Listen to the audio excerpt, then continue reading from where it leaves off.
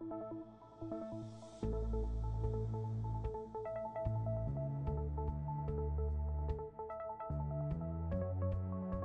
to this differentiation.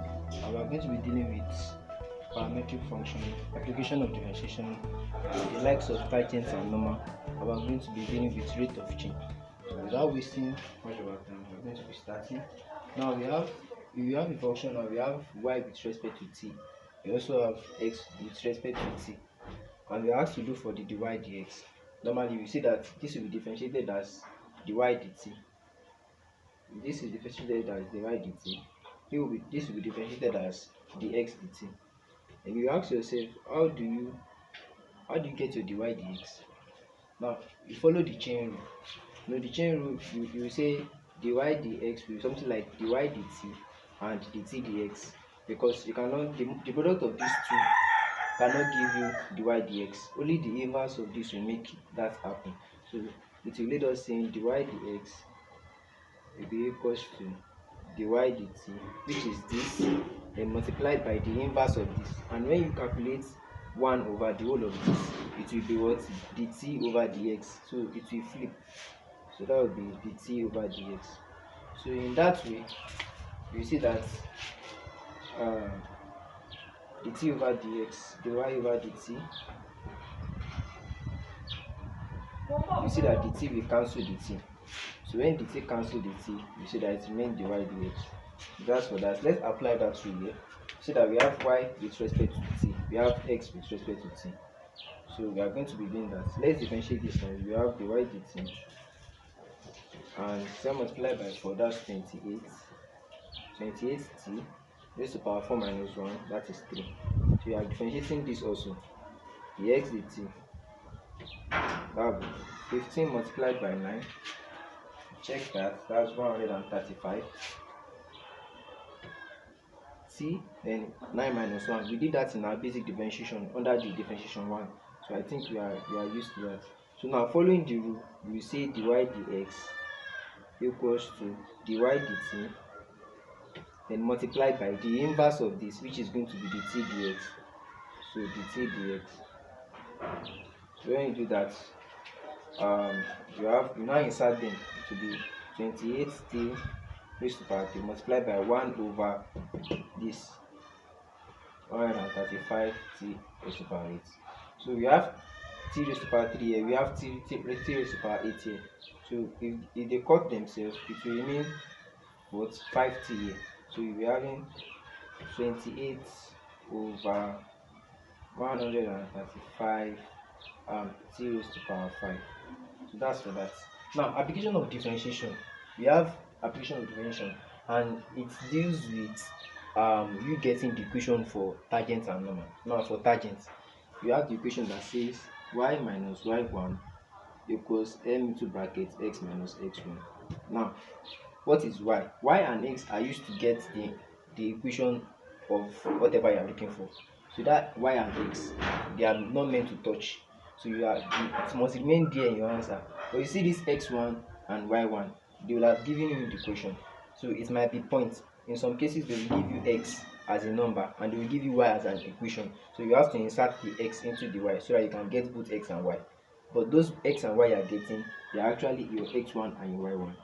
Then this m is the dy dx, is the one you are differentiating. So now I will just say m, for m now is slope of tangent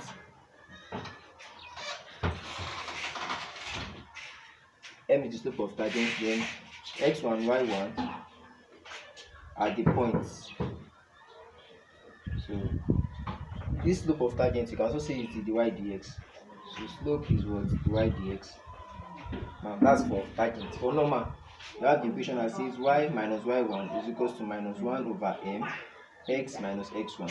So for the slope of this, the slope of tangent for normal is going to be minus 1 over m. Is the minus inverse of the slope. That will be for the normal. So you'll be having minus 1 over m is the slope of the normal. So that your x and y1 still remains the same function here. They are the points. So now let's go into the equation. It says find the equation of the tangent and the normal of x equals 1. You see, they've given us our x here. and they've given us y in an equation form. So for us to get our x1 and y1 now, this is our x1. Then we insert our x into here to get our y. Let's do that quickly. Y will be equals to 3 open brackets 1 raised to power 2 plus 2 open brackets 1 minus 1. So that would be 1 raised to power square. My 1 square is going to be 1. Then multiply by 3, that's 3 plus 2, that's 5 minus 1, that would be 4.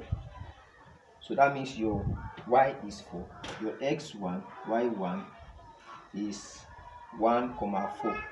Do we get? Now we need to get the y dx now, which is our n. What is the meaning of that? That means we are differentiating this. So when we differentiate that, the y dx, you'll be having 3 times 2, that's 6, multiplied by the x, then raised to power 2 minus 1, which is 1. So you have 6x. Then when you are multiplying, when you are differentiating this, you know that it's only the constant that will remain, because 1 minus 1 raised to power, that will be 0, x raised to power 0 is 1. So you have only 2 here. Now after differentiating, you now insert your x they gave you in the equation here. When you insert that 1 here, your answer will be 6 plus 2, that's 8. So from there you now go to the equation of the tangent and equation of the normal. So for the equation of the tangent, remember this is our formula. So let's insert now. You will say your y minus y1 m into bracket x minus x1. So what's your y? Your y is still your y. Then your x1 is what? 4. Your m is what? Your m in question is 8. No, your m is your dy dx. Then open bracket, your x will still be your x. Then your x1 is what? 1. Now let's continue. We are using this 8 to open the bracket, so we have y minus 4 8x minus 8. So what do we do here? We can bring this 4 to the other side and we make our equation to be y equals to 8x minus 8 plus 4 will give us minus 4. So this is the equation of the tangent. This is the equation of the tangent. So let's solve the equation of the normal on the next page of the book. So yes, continuing from where we stopped. Now for the equation of the normal, as we know that our m, which is our dy dx, is 8, then our x1 and y1 is our 1 and 4 respectively. So now we can put our equation of normal. So it's going to be y minus y1 minus 1 over m, then into bracket x minus x1. So from here now we can insert what we were given. Our y remains our y. Our y1 will be 4, then minus 1 over 8 into bracket x minus what? 1. So now you can, when you are having inverse, you know that you will multiply all through by that denominator. So if you are multiplying all through by here, you'll be having, let me solve here. If you multiply all through, you'll be having 8y.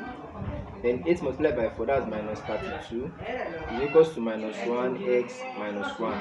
So you can see now that you can use 1 to open the bracket here.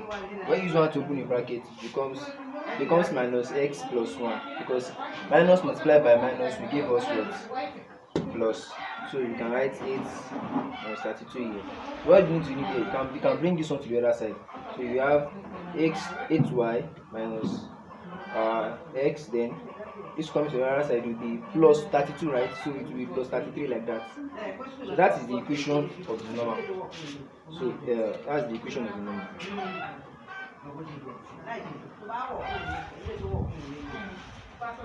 So that's all for equation of the normal and equation of tangent. It has shortcut also, but I'll be doing that on the YouTube shorts, as I've always been saying.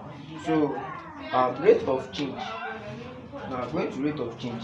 When you are dealing with rate of change, it has to do with mostly chain rule, but you have some formulas that you must know. You are applying chain rule basically, but you have to know some measuration formulas like areas of the cylinder, area of a circle, or area of sphere or hemisphere. So you have to know all those things if you are going to be very, very good with it. So I'll be highlighting some of them now, and I'll be telling us the formula. For the area of circle, you have pi r square, and for the area of a sphere, we have 4 by r square. For the volume of a sphere, we have 4/3 by r cube, and for the volume of an hemisphere, we have 2/3 by r cube. Yeah, I think I'm here right. I just need you this. These are the basic ones. So let's just venture into these two questions quickly. So we have, if y is equals to x raised to power 3, then you find the approximate increase in y. That means we have increase in y over increase in x, which is also equals to dy dx. Now note, we can get our dy dx from here, right? And they've given us the increase of x, which is from 2 to 2.02, right? So now we can get increase of x, which is the difference. So it's going to be 2.02 minus 2, which is going to be 0.02. Then now we've gotten one of our parameters. Now we need either dy dx or the change in y. And note, they asked us to look for the approximate increase in y, which is we are looking for this here. We are looking for this. So that means that we can get our dy dx. Now let's get dy dx. We are getting dy dx. We differentiate this. That's 3x squared. If we differentiate this, we give it 3x squared. So now which x are we using? We are using the initial x. They told us that it increases from 2. So increasing from 2 means that is the real true value of the x. So we are inserting 2, that will be 3 into bracket 2 raised to power 2. So 2 raised to power 2, that's 4.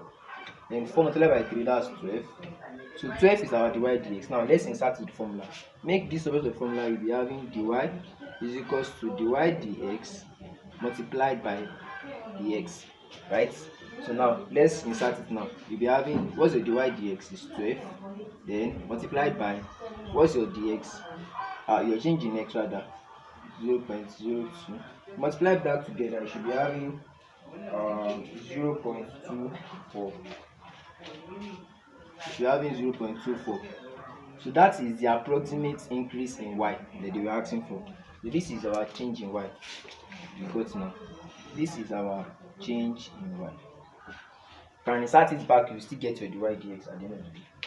So now the second one is the one that has to do with the chain rule.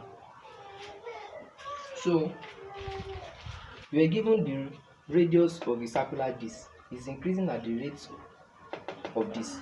Now radius increasing at the rate, that is going to be the radius over the time. You know, rate is 1 over time, so it's going to be the r dt. So you have to take note of whatever they are giving you in the question.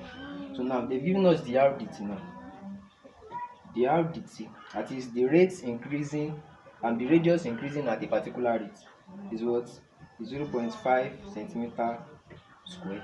Now can I say at what rate is the area of the disc increasing? Now the area of the disc, what rate is it increasing? That means the area over the time.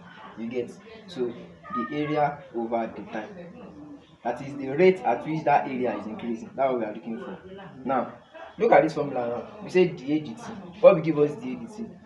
In form of chain rule, it will be dA dr over dr dt, and multiplied by dr dt. Now how do we get dA dr? Look at the formula. They gave us circular disc and we need to get area of the circle, right? Area of the circle here is what? Pi r square, right? So now we write A, which is the area, equals to pi r square. So you can see that this A now is with respect to r, so you can get your dA dr automatically. So now this is dA dr, and if you differentiate this, when you differentiate this, it's going to be 2 multiplied by the pi, then r raised to power 2 minus 1. So 2 multiplied by the pi will give you 2 pi, then r raised to power what? 1. You see, 2 minus 1, so it's still 2 pi r. So now they've given you your r in the question, which is 6. You can also insert it here if you like. Then you can also insert it in the formula. Without wasting much of the time, I'll be inserting it in my formula, and that will be dA dt is equals to dA dr dot dr dt. So that will give me, what's my dA dr? 2 pi r, 2 pi 6, then my dr dt is what? 0.5. Now what will be my dA dt? The area increasing at a particular rate will be what? You see this 0.5 is 1/2. The 2 will cancel 2. The answer will remain 6 pi. So that will be 6 pi centimeter, since it's area, centimeter square per what? Per time, which is seconds. That's all for this episode.